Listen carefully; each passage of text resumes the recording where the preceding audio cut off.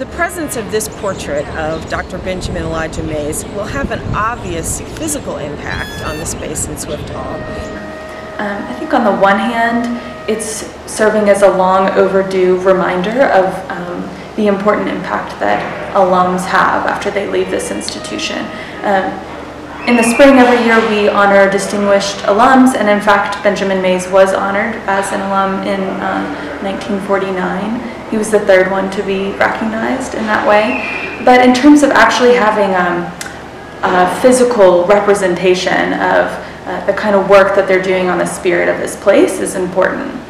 On the other hand, I think it's also making a kind of symbolic statement about a recognition of a more diverse and colorful past than what always gets represented.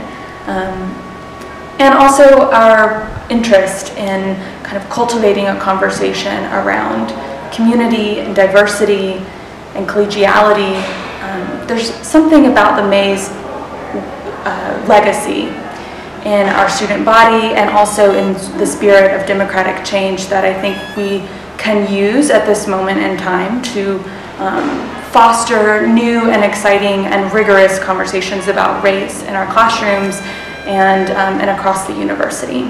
When I come into a room and I see, even if it's a minority, even if it's an extreme minority, if I see someone who breaks that aesthetic, who is a member of another group that has been designated as different in our society for whatever reason, but I see someone who is not white, I see someone who is not a man,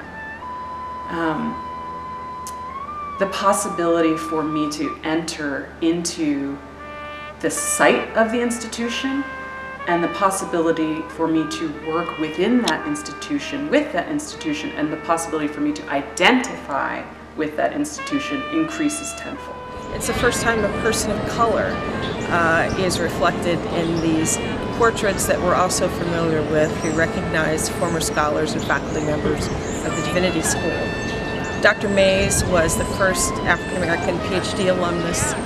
He went on to have an important impact on Howard Divinity School and most importantly on Morehouse College, one of the premier institutions of learning for African American men in this country. Morehouse College, when Dr. Mays inherited it and took the helm as president, was in a nadir moment. Their students were essentially serving in war, and so he went to sharecroppers and farmers all across the states of South Carolina and Florida and Georgia to be able to find young black men and be able to train them up to recognize that if he can empower their mind, he could transform their world.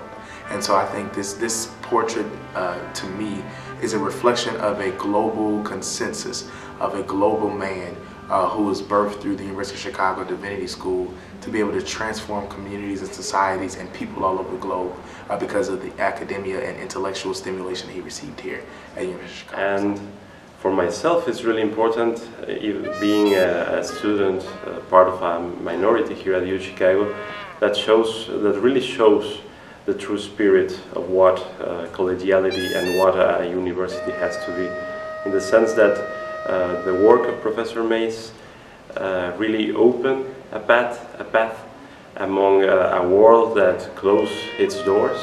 And so some people may think that he's only representing the Afro-American community, but I think he's going much, much farther with this project, because he embodies the word of resistance, of perseverance, forbearance, and lead us to be in a more connected society. So I'm really excited to be also a part of this, as I was telling, because this, I think, is going to help for build a better future and be more in communication and accordance with ourselves. To be sure, Dr. Benjamin Elijah Mays is one of the chief moral leaders of the 20th century.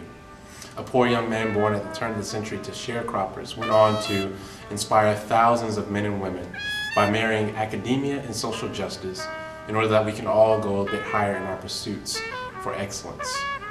Allow this to be a charge for all the students of the Divinity School, first, second, third year, or wherever you may be, to take on the spirit of this project to create a more inclusive space for all students, to feel safe, to feel included, to feel that they are a part of the larger project of the University of Chicago.